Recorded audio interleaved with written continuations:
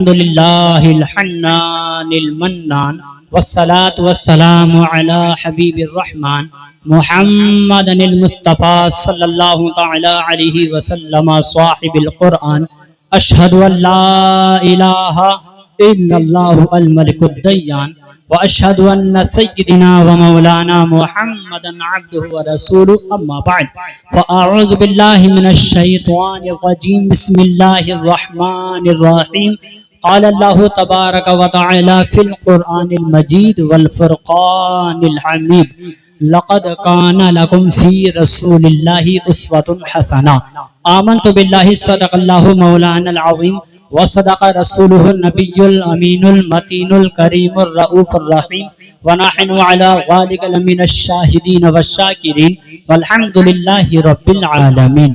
یا خدا بہر جناب مصطفیٰ امداد کن، یا رسول اللہ از بہر خدا امداد کن، یا شہید کربلا یا دافعی کرب و بلا گل رخا شہزاد اے گلبو قبا امداد کن۔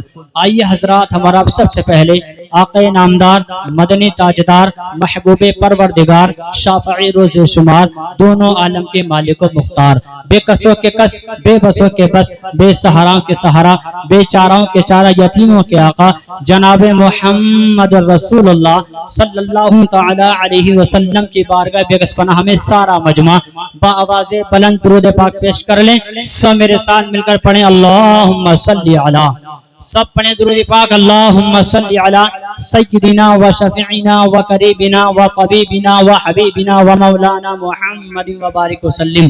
صلو علیہ صلاۃ و سلام علیک یا رسول اللہ صلی اللہ تعالی علیہ وسلم۔ ماشاءاللہ سب سے پہلے میں مبارکباد پیش کروں ماشاءاللہ جن حضرات اس پروگرام کو رچایا سجایا رکھا منعقد کیا، جن حضرات نے آج کے جلسے میں یا جب سے ہو رہا ہے تب سے لے کر آج تک دامے درامے قدمے قلمے سخن یا جس طریقے سے شرکت کی، اللہ سبھی کی شرکتوں کو اپنی بارگاہ میں قبول فرمائے۔ میں نام لوں گا تو وقت بہت زیادہ لگے گا، لیکن آپ حضرات صرف جلدی سے اتنا سن لیں کہ آپ دیکھ رہے ہیں میرے پیچھے اشتہار لگا ہوا ہے جس کا نام عنوان ہے سیرت مصطفیٰ کانفرنس، ہے نا؟ ماشاءاللہ کئی سال سے آپ اس کو سن رہے ہیں۔ آج اسی ٹاپک پر چند باتیں میں آپ سے کہہ کر اپنی گوش گزار گفتگو پوری کر کے اپنی جگہ پر آتا ہوں انشاءاللہ۔ چند مصرے ملاحظہ فرمائیں۔ نبی کے خلق عظیم تر نے سبھی کو کلمہ پڑھا کے چھوڑا، کہ سبحان اللہ، سبحان اللہ۔ نبی کے خلق عظیم تر نے نبی کے خلق عظیم تر نے سبھی کو کلمہ پڑھا کے چھوڑا، لات و عزا کے ہر پجاری انہیں بھی کلمہ پڑھا کے چھوڑا، لات و عزا کے ہر پجاری انہیں بھی کلمہ پڑھا کے چھوڑا، اور عمر تھے غصے میں چور اتنے گئے تھے حضرت کو قتل کرنے، عمر تھے غصے میں چور اتنے گئے تھے حضرت کو قتل کرنے، مگر رسالت کی ایک نظر نے انہیں بھی کلمہ پڑھا کے چھوڑا، مگر رسالت کی ایک نظر نے انہیں بھی کلمہ پڑھا کے چھوڑا۔ سیرت مصطفیٰ کانفرنس میں آنے والے سنی بھائیوں، ہمیں سب سے پہلے اس چیز کو سمجھنا ہے کہ سیرت مصطفیٰ ہے کیا۔ یہ سیرت مصطفیٰ وہ ہے کہ جسے سن کر صرف ہم اور آپ اپنے کانوں کو آرام نہ پہنچائیں، اپنے جسم کو سکون نہ پہنچائیں، بلکہ سیرت مصطفیٰ کا مقصد یہ ہے، سیرت مصطفیٰ کا مطلب یہ ہے کہ اس کو ہم پڑھیں اور پڑھ کر کے اپنی سیرت میں اس کو شامل کر لیں۔ ہم سیرت مصطفیٰ کو پڑھیں اور اسی کے مطابق اپنی زندگی کو گزاریں، کیونکہ سیرت مصطفیٰ کے مطابق جب ہم اپنی زندگی گزاریں گے تو انشاءاللہ تعالی لوگ ہمیں چلتا ہوا دیکھیں گے تو یہ کہنے پر مجبور ہو جائیں گے کہ دیکھو دیکھو یہ ایسے چل رہا ہے جیسے مصطفیٰ چلا کرتے تھے، یہ ایسے کھا رہا ہے جیسے مصطفیٰ کھایا کرتے تھے، یہ ایسے پی رہا ہے جیسے مصطفیٰ پیا کرتے تھے، یہ ایسے بول رہا ہے جیسے مصطفیٰ بولا کرتے تھے، یہ ایسے بیٹھتا ہے جیسے مصطفیٰ بیٹھا کرتے تھے، یہ ایسے اٹھتا ہے جیسے مصطفیٰ اٹھا کرتے تھے، یہ ایسے سوتا ہے جیسے مصطفیٰ سویا کرتے تھے، یہ ایسے وہ بیدار ہوتا ہے جیسے مصطفیٰ بیدار ہوا کرتے تھے۔ سیرت مصطفیٰ کانفرنس میں آنے والے سنی مسلمان بھائیوں، یہاں سے ہمیں صرف یہ مقصد سمجھ کر نہیں جانا ہے کہ ہمیں یہاں پر آ کر کے مزے لینے ہیں، ہمیں یہاں پر آ کر کامیڈی سننی ہے، یہاں پر آ کر کے ہنسنا ہے، نہیں نہیں۔ سیرت مصطفیٰ کا مطلب ہرگز یہ نہیں ہے، سیرت مصطفیٰ کا مطلب یہ ہے میرے مصطفیٰ نے جس طریقے سے اپنی زندگی کو گزاری ہے اسی طریقے سے ہم بھی اپنی زندگی کو گزارے تاکہ دنیا کامیاب ہو جائے اور آخرت بھی کامیاب۔ واہ واہ واہ، زندہ باد زندہ باد، دونوں دونوں منزلیں ہمارے لیے آسان ہو جائیں. اللہ اکبر.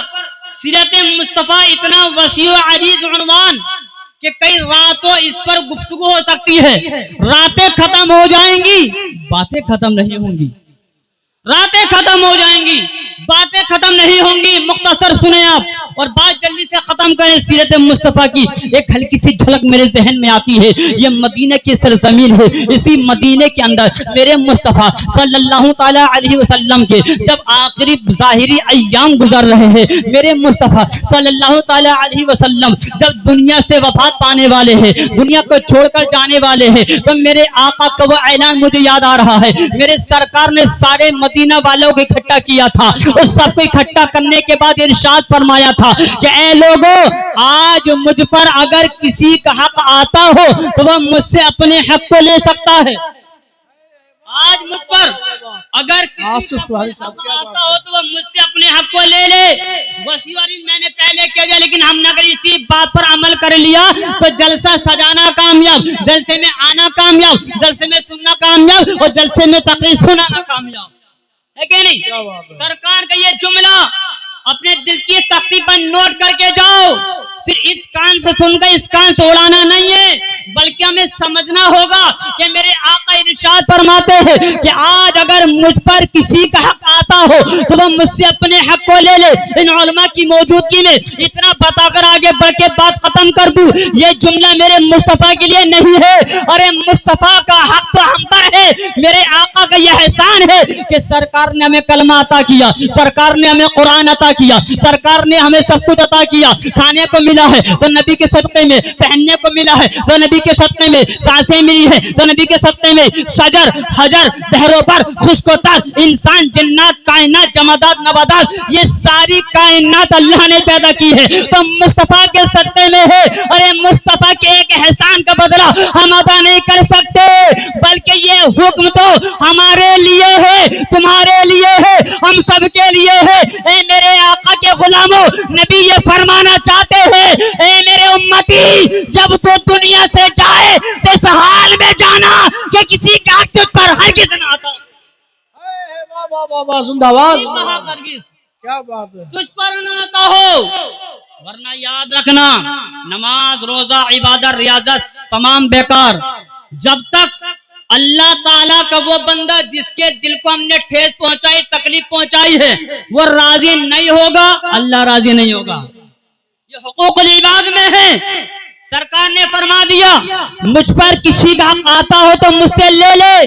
اللہ اکبر. سناٹا چھایا ہوا ہے مجمع کے اندر، مگر صحابہ رسول کھڑے ہو جاتے ہیں اور آقا کی بارگاہ میں عرض گزار ہوتے ہیں، یا رسول اللہ فدا کا امی و ابی، اے میرے پیارے آقا صلی اللہ تعالی علیہ وسلم، مجھ پر میرا حق ہے، آپ پر جو آتا ہے آپ ادا کریں. میرا حق آپ پر آتا ہے، آپ مجھے عطا کریں. اتنا سننا تھا. سرکار فرماتے ہیں آگے آؤ، آگے آ کر اپنا حق بتا، تمہارا کیا تم کو حق دیا جائے گا.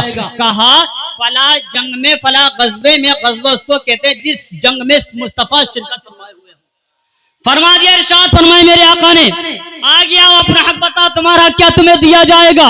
عرض کیا یا رسول اللہ فلا غزبے میں آپ کا کوڑا میری پیٹھ پر لگ گیا تھا، میں اسی کا بدلہ لینا چاہتا ہوں. اللہ اکبر. اتنا سننا تھا. سارے صحابہ کی آنکھوں میں آنسو آ گئے. صدیق اکبر رونے لگے، عمر فاروق اعظم رونے لگے، عثمان غنی ذو النورین رونے لگے، مولا علی بھی رونے لگے. تمام صحابہ کہنے لگے اے عکاشہ، یہ جسارت کیوں کر رہے ہو، یہ کیسی ہمت کر رہے ہو، نبی سے اپنا حق مانگ رہے ہو. ارے نہیں نہیں، باز آ جاؤ. سرکار فرماتے خاموش ہو جاؤ، اس کا حق دینا چاہیں گے. نعرہ تکبیر، نعرہ رسالت، مسلک اعلی حضرت فیضان حضور مفتی اعظم ہند سیرت مصطفیٰ کانفرنس. بات حق کی ہے.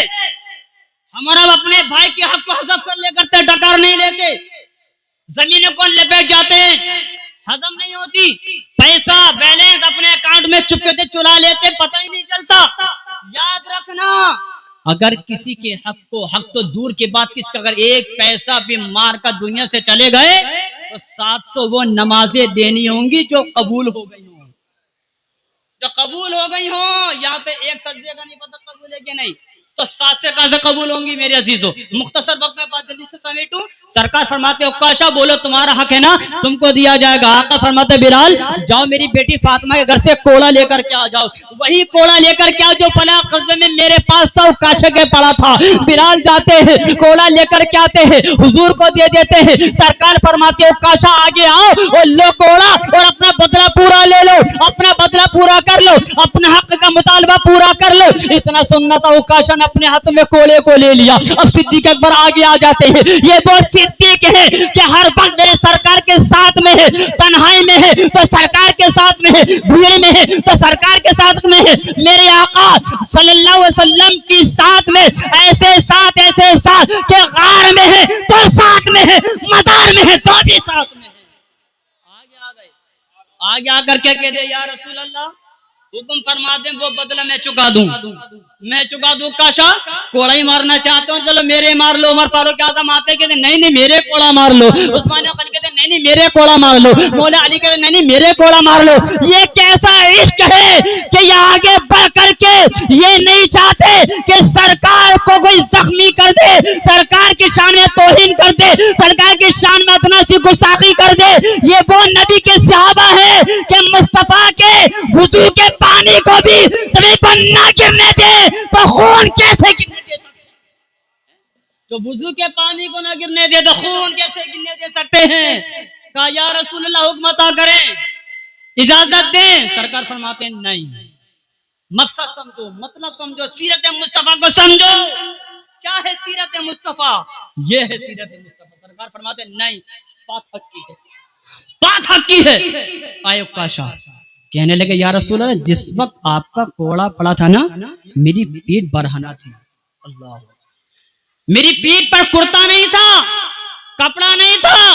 سرکار نے اپنے کرتے مبارک کو اتارا, پیٹ کو برہنہ کر لیا, سرکار نے پیٹ کو گھما لیا. اب جو آخری جملہ آ رہا ہے اس کو سنو اور اپنے دل کے ایمان کو تر و تازہ کرو. ایک بار ہاتھ کو اٹھا کر کہہ دو یا رسول اللہ, اور کہو یا رسول اللہ, کہو یا رسول اللہ. گویا کہ سرکار تصور میں یہ منظر اپنے آنکھوں کے سامنے لاؤ کہ مصطفیٰ ہمارے سامنے کھڑے ہوئے ہیں. مہر نبوت کو صرف عکاشہ ہی نہیں دیکھ رہے ہیں بلکہ ہم بھی دیکھ رہے ہیں. سبحان اللہ. تصور میں غور تو کرو, وہ منظر سامنے لے کر کے آؤ. مہر نبوت تو سرکار کی پشت پر چھپی ہوئی تھی. عکاشہ نے کوڑے کو پھینکا اور کوڑا پھینک کر سرکار کی اسی مہر نبوت کو چوم لیتے ہیں اور چوم کر کہتے یا رسول اللہ میری کیا ہمت, میری کیا مجال, میری کیا جسارت کہ میں آگے آ کر کے آپ پر کوڑا ماروں. نہیں, ارے یا رسول اللہ میری تمنا یہ تھی کہ مرنے سے پہلے میں آپ کی مہر نبوت کو چوم لوں. میرا عقیدہ ہے اگر میں نے مہر نبوت کو چوم لیا تو جنت کا حقدار. واہ, نعرہ تکبیر.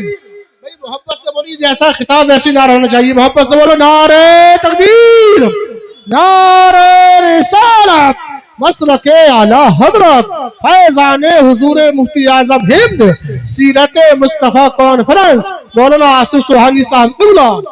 آقا نے فرما دیا جب چوما نا مہر نبوت کو تو سرکار نے فرما دیا سارے صحابہ سے, سارے غلاموں سے کہا کہ اگر جنتی دیکھنا ہو تو عکاشوں کو دیکھ لو.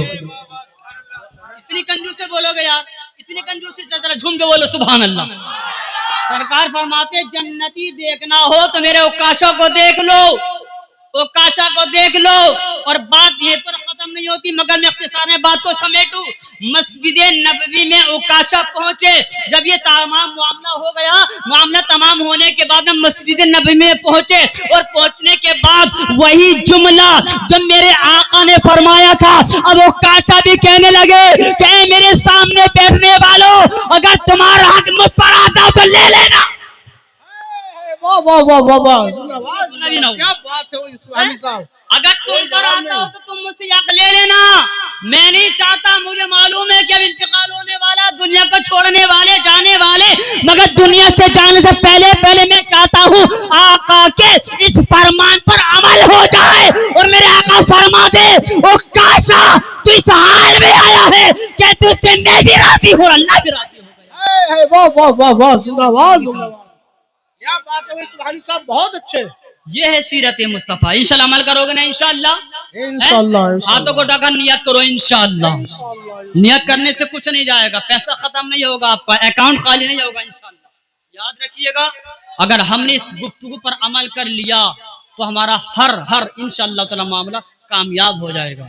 اللہ کی بارگاہ میں دعا ہے پروردگار عالم میرے بیان کرنے میں قصداً لفظاً سہواً معناً یا جس طریقے سے جو بھی غلطی ہو گئی ہو ان علماء کو گواہ بنا کر آپ سب کو گواہ بنا کر سچی توبہ کرتا ہوں. خود بھی پڑھتا ہوں، آپ سب سے پڑھواتا ہوں. پڑھیں میرے ساتھ مل کر کے استغفر اللہ ربی من کل ذنب واتوب الیہ. کلمہ شریف کا ورد کریں لا الہ الا اللہ محمد رسول اللہ صلی اللہ تعالی علیہ وسلم. ٹائم کم تھا، باتیں ادھوری رہ گئیں، آپ جیسے اچھے لوگوں سے ملاقاتیں ادھوری رہ گئیں. السلام علیکم ورحمۃ اللہ تعالی وبرکاتہ.